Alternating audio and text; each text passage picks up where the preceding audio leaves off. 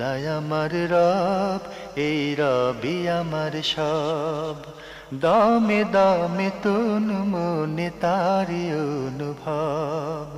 তোমার দুনিয়াতে আমি যেদিকে তাকাই, অথই নিয়ামতে ডুবে আছি সবাই। পাক পাখালির গানে শুনি তসবি কলো রব, তসবি কলো রব। আল্লাহ আমার রব, এই রবি আমার সব। আসসালামু আলাইকুম, আলহামদুলিল্লাহ, আসসালাতু ওয়াসসালামু আলা রাসূলিল্লাহ। প্রিয় দর্শক, আপনারা যারা দেশে আছেন প্রবাসে, সবাইকে জানাই অনেক অনেক প্রীতি ও শুভেচ্ছা। শুরু হলো এনটিভি আয়োজিত এবং লাফিলো নিবেদিত অনুষ্ঠান আপনার জিজ্ঞাসা। আপনাদের সাথে আছি আমি জয়নুল আবেদিন আজাদ, আর আপনাদের মনোযোগের প্রশ্নের জিজ্ঞাসার জবাব দিচ্ছেন বিশিষ্ট আলেম ডক্টর মোহাম্মদ সাইফুল্লাহ। আসসালামু আলাইকুম ওয়া রাহমাতুল্লাহি ওয়া বারাকাতুহু। প্রিয় দর্শক, চলুন তাহলে জিজ্ঞাসার জগতে। শুরুতে একটি ইমেল পাঠিয়েছেন মাহবুব রহমান চট্টগ্রাম থেকে। লিখেছেন, আমার জিজ্ঞাসা হলো, তাহাজ্জুদ সালাতের শেষ বৈঠকে ও সিজদায় আমি একাধিক দোয়া পড়ি, তাতে নামাজে কোনো ক্ষতি হচ্ছে না তো? যেমন আমি তাহাজ্জুদের প্রতিটি সালাতের শেষ বৈঠকে তাশাহুদ, দরুদ ও দোয়া মাসুরা পর 4টি বিষয়ে আশ্রয় দোয়া, কোরআন মাজিদের 1-2টি দোয়া, দোয়া ইউনুস ও পিতামাতার জন্য নির্ধারিত দোয়া পড়ি। আমি তাহাজ্জুদ সালাতে প্রতিটা সিজদায় সুবহান রাব্বিয়াল আলা সহ দুশ্চিন্তা দূর করে দোয়া, দিন মুক্তির জন্য দোয়া, আল্লাহুম্মা রাব্বানা আতিনা ফিদ দুনিয়া হাসানাতাও ওয়া ফিল আখিরাতি হাসানাতাও ওয়া কিনা আযাবান নার ইত্যাদি দোয়া পড়ি। ঠিক আছে কিনা? না, পড়তে পারবেন আপনি। তাহাজ্জুদ সালাতের সিজদার মধ্যে অথবা শেষ বৈঠকে দোয়া করতে পারবেন। আর সে দোয়াগুলো যদি যেগুলো আপনি উল্লেখ করেছেন সেগুলো হয়, তাহলে কোনো অসুবিধা নেই। এক্ষেত্রে অধিক দোয়া করতে বলা হয়েছে। রাসূলুল্লাহ সাল্লাল্লাহু আলাইহি ওয়াসাল্লাম হাদিসের মধ্যে ইরশাদ করেছেন যে আম্মা সুজুদু ফাজতাহিদু ফিদ দুআ, সিজদার মধ্যে তোমরা অধিক পরিমাণে দোয়া করো। সুতরাং সিজদা যেহেতু দোয়ার জায়গা, দোয়া কবুলের জায়গা, এবং বান্দা সিজদায় যখন যায় তখন আল্লাহ রাব্বুল আলামিন সবচেয়ে কাছে পৌঁছে যায় এবং দোয়া কবুলের জায়গায় পৌঁছে যায়। সুতরাং এই কারণেই এখানে যদি অধিক দোয়া করেন কোনো অসুবিধা নেই। তবে মাসুর দোয়াগুলো করতে পারলে উত্তম। মাসুর বলতে বোঝাচ্ছি ওই সমস্ত দোয়া যেগুলো রাসূলুল্লাহ সাল্লাল্লাহু আলাইহি ওয়াসাল্লাম করেছেন, প্রমাণিত হয়েছে। কারণ আল্লাহ নবী সাল্লাল্লাহু আলাইহি ওয়াসাল্লাম থেকে সহিহ রিওয়ায়াত দ্বারা প্রমাণিত হয়েছে রাসূলুল্লাহ সাল্লাল্লাহু আলাইহি ওয়াসাল্লাম সিজদায় 8টির অধিক দোয়া করেছেন। তো সেই দোয়াগুলো যদি আপনি করতে পারেন তাহলে সেগুলো জাওয়ামিউদ দোয়া, সেগুলো আপনি দেখবেন যে সমস্ত দোয়াকে একসাথ করেছে, একত্রিত করে ফেলেছে। সেই দোয়াগুলো আপনি করলে আপনি উত্তম দোয়া করতে পারলেন। কিন্তু সেগুলো হয়তো আমরা অনেকে মুখস্থ করতে পারি না। আর বিশেষ করে আমরা যারা বাংলা ভাষাভাষী আছি, আরবির জ্ঞান না থাকার কারণে অনেকেই আরবি দোয়াগুলো মুখস্থ করা কঠিন, সহজ না। সেক্ষেত্রে যদি আপনি দেখেন আরবি না পারেন, আপনি অন্য দোয়াগুলো যেগুলো পারেন সেগুলো করতে পারবেন। আর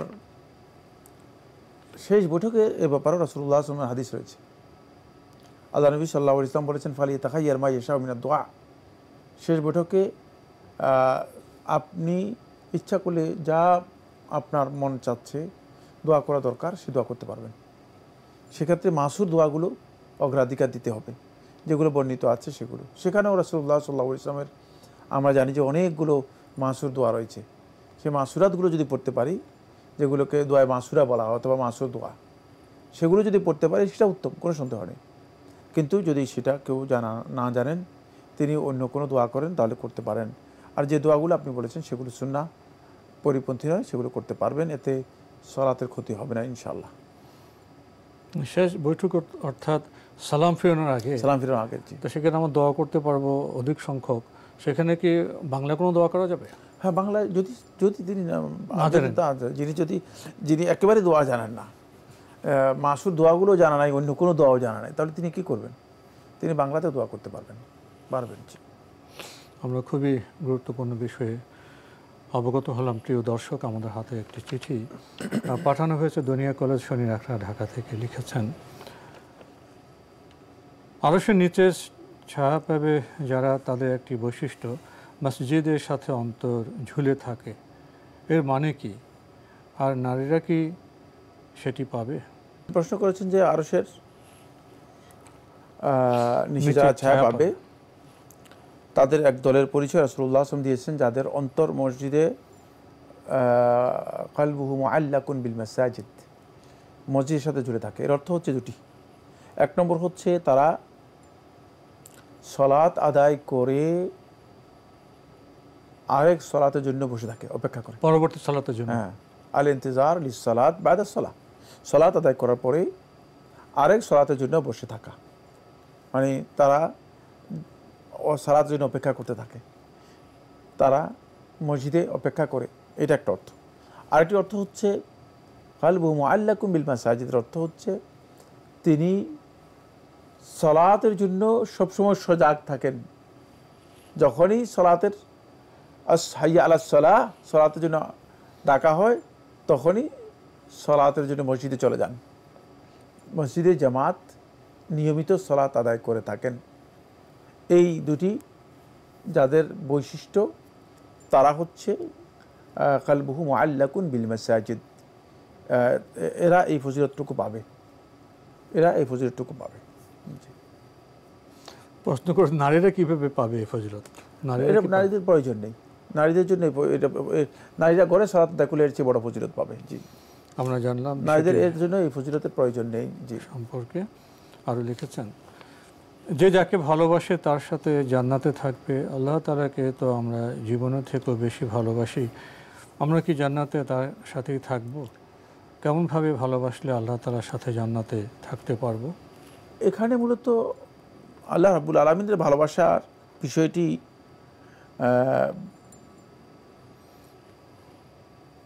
আপেক্ষিক। বান্দা এখন আল্লাহ তাআলাকে ভালোবাসবেন কোন সন্দেহ নেই, কিন্তু আল্লাহ রাব্বুল আলামিনকে যিনি ভালোবাসবেন তিনি অবশ্যই আল্লাহ রাব্বুল আলামিনকে যদি চান যে জান্নাতে আল্লাহ তাআলার সাক্ষাৎ পাবেন। সাক্ষাৎ পাওয়াটা সাথে থাকা পার্থক্য আছে তো বোধহয়। সাথে থাকার জন্য শর্ত নয় যে মানে মানে গায়ের সাথে লেগে থাকতে হবে। সাথে থাকা বলতে বোঝায় মানে আল মাইয়া, মানে সাথে থাকা বলতে বোঝায় যে মানে আমি আপনার সাথে আছি। এর অর্থ কি? মানে আপনার যতটুকু দরকার, যে যা আল্লাহর অনুগ্রহের সাথে থাকবে, আল্লাহ সাক্ষাৎ পাবে। এই হাদিস, যে হাদিসটা রয়েছে, মানে আল মারউ মা'a মান আহাব, মানে কোন একজন ব্যক্তি যে যাকে ভালোবাসে সে তার সাথে থাকবে। এর অর্থ এই নয় যে মানে ওই ব্যক্তির একই বিছানায় শুয়ে থাকবে, এটা স্রষ্টা সৃষ্টির এই বিষয়টা এখানে আসবে। সুতরাং এটা এই অর্থ নয়। এখানে মাইয়াতের অর্থ পার্থক্য রয়েছে।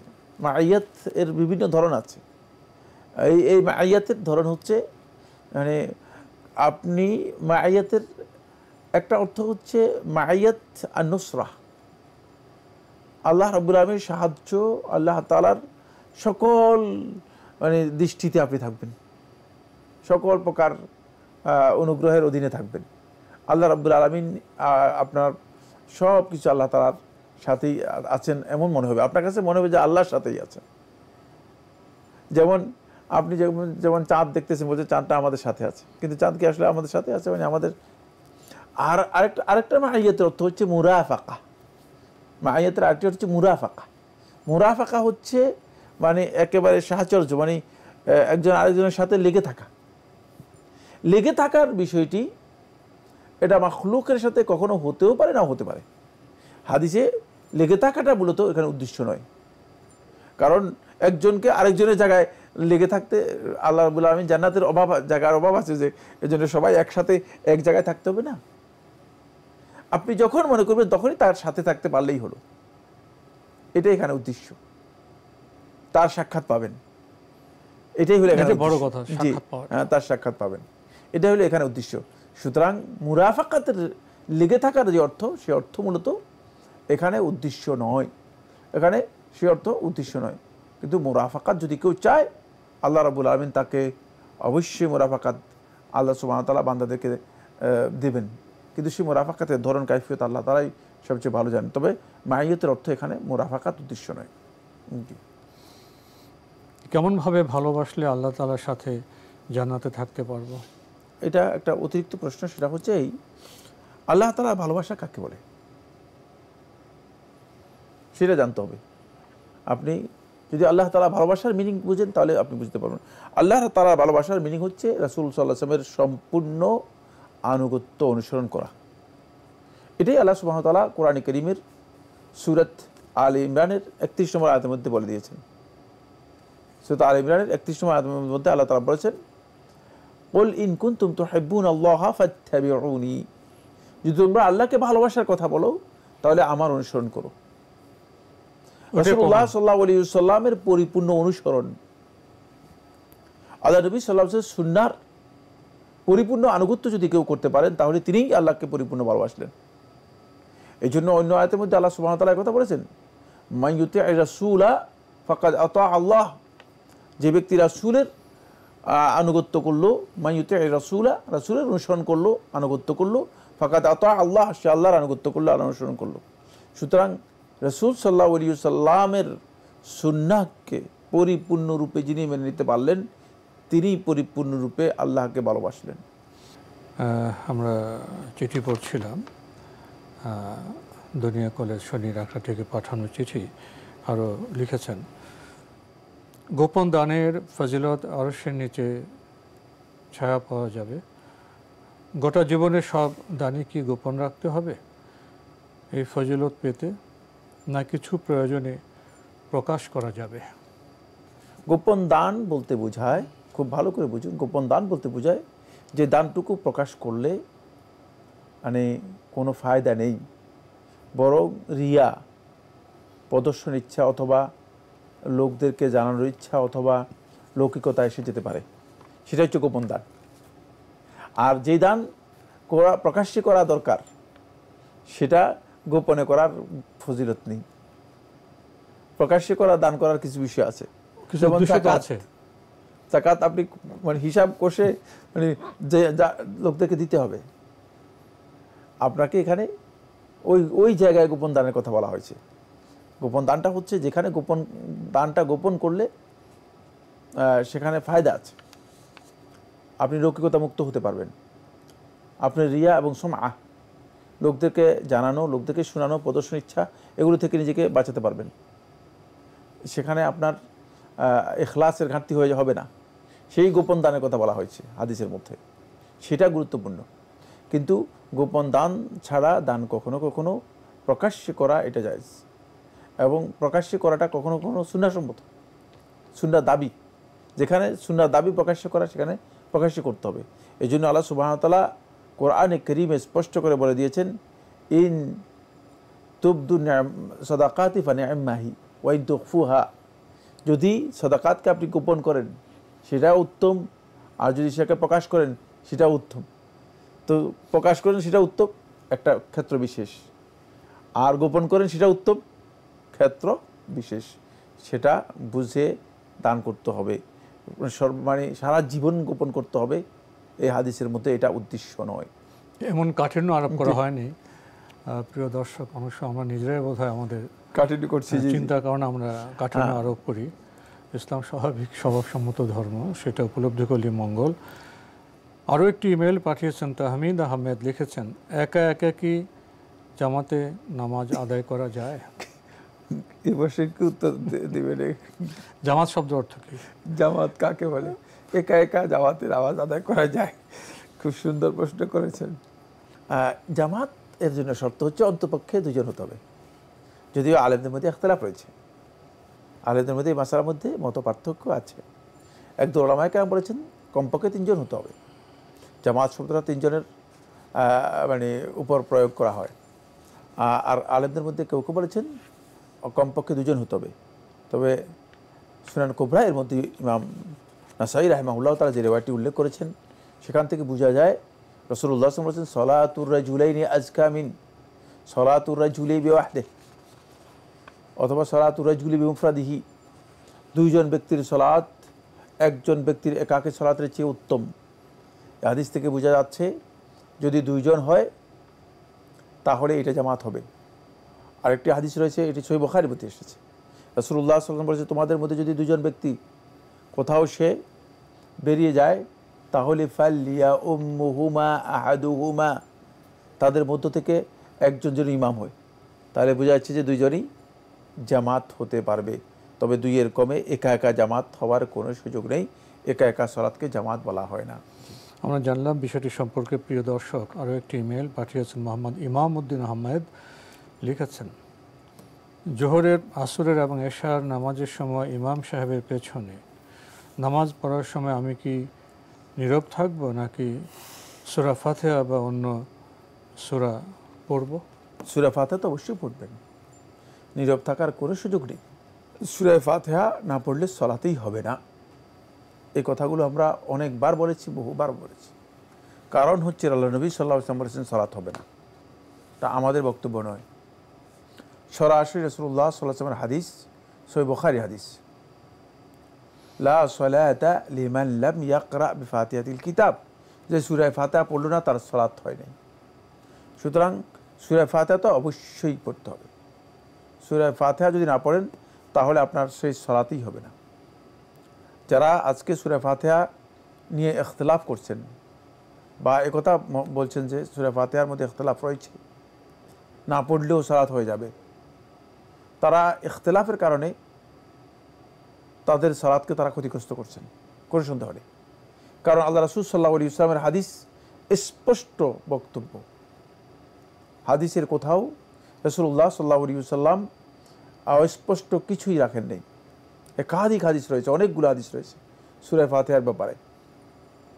সুতরাং সূরা ফাতিহা পড়তে হবে, এটাই বিশুদ্ধ বক্তব্য, অন্যথায় সালাত হবে না। এই মাসালায় যতই ইখতিলাফ থাকুক না কেন, নীরবে শুধুমাত্র দাঁড়িয়ে থাকা এটা সালাতের সম্পূর্ণ পরিপন্থী। ফলে আল্লাহ তাআলা কি বলেছেন কোরআনের মধ্যে, ওয়ালা ইয়াযকুরুনাল্লাহ ইল্লা কালিলা। মুনাফিকদের সালাতের কথা যখন বলেছেন যে মুনাফিকরা দাঁড়িয়ে থাকে, আল্লাহ তাআলা জিকির করে না, তেলাওয়াত করে না, দাঁড়িয়ে থাকার কোনো সুযোগ নেই। কারণ এখানে আপনি তেলাওয়াত করবেন, তেলাওয়াতের জায়গা, কিয়াম হচ্ছে তেলাওয়াতের জায়গা। এই জন্য কুনুত, সেখানে কুনুতে আপনি অংশগ্রহণ করবেন। ইমাম সাহেব কেরাত পড়বে, আপনি সূরা ফাতিহা পড়ে তারপর ইমাম সাহেবের কেরাত শুনবেন। কিন্তু সূরা ফাতিহা যেহেতু রাসূলুল্লাহ সাল্লাল্লাহু আলাইহি ওয়াসাল্লাম পড়তে বলেছেন, পড়বেন, এটাই হচ্ছে আল্লাহ রাসূল সাল্লাল্লাহু আলাইহি ওয়াসাল্লামের নির্দেশনা। জি, আমরা জানলাম বিষয়টি সম্পর্কে। প্রিয় দর্শক, আরও একটি ইমেল পাঠিয়েছেন খাদিজা খাতুন। লিখেছেন, মুসল্লি যখন ইমামের পেছনে 4 রাকাত নামাজের পরের 2 রাকাতে অংশ নেন, তখন পূর্বের 2 রাকাত নামাজ কিভাবে আদায় করবেন? 4 রাকাত সালাতের মধ্যে একজন মুসল্লি যখন এসে 2 রাকাত কি করলেন, অংশগ্রহণ করলেন। প্রথম যখন তিনি ঢুকলেন, আল্লাহু আকবার, তাকবীরাতুল ইহরাম। তাকবীরাতুল ইহরাম মানে তাকবীরা তাহরিমা যেটাকে আমরা বলি। তাকবীরা তাহরিমা আমরা যেটাকে বলি, এটা হচ্ছে তাকবীরাতুল ইহরাম। মানে আপনি এর মাধ্যমে সালাতের মধ্যে প্রবেশ করলেন এবং নিজের উপর সালাতের বিধানটা আপনি অপরিহার্য করে নিয়েছেন, আর বাকি সালাতের বাইরে যত কাজ আছে সবটাকে হারাম করে নিয়েছেন।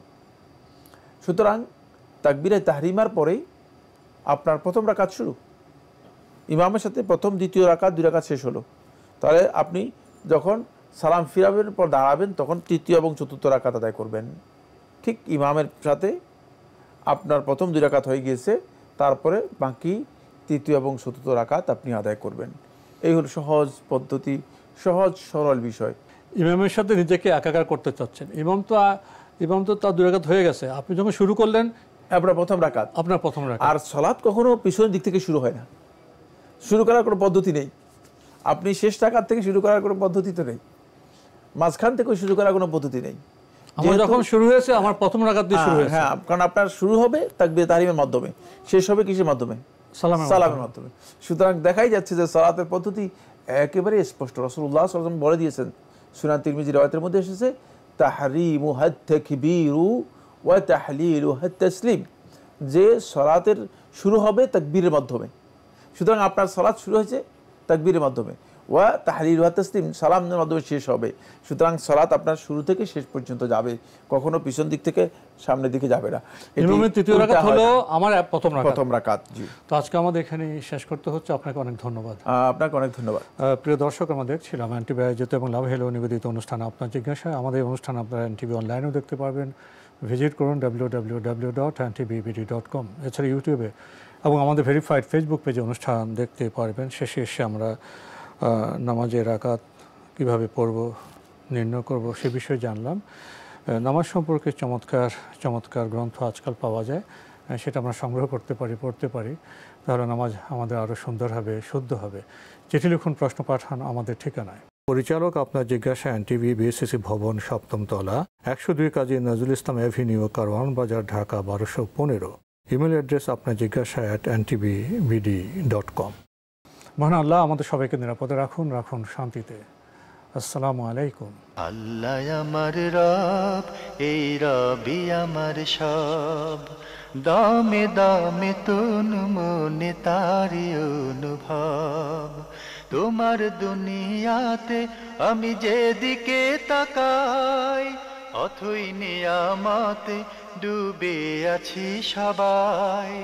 পাক পাখালির গানে শুনি তসবিহ কালো রব, তসবিহ কালো রব। আল্লাহ আমার রব, এই রবি আমার সব।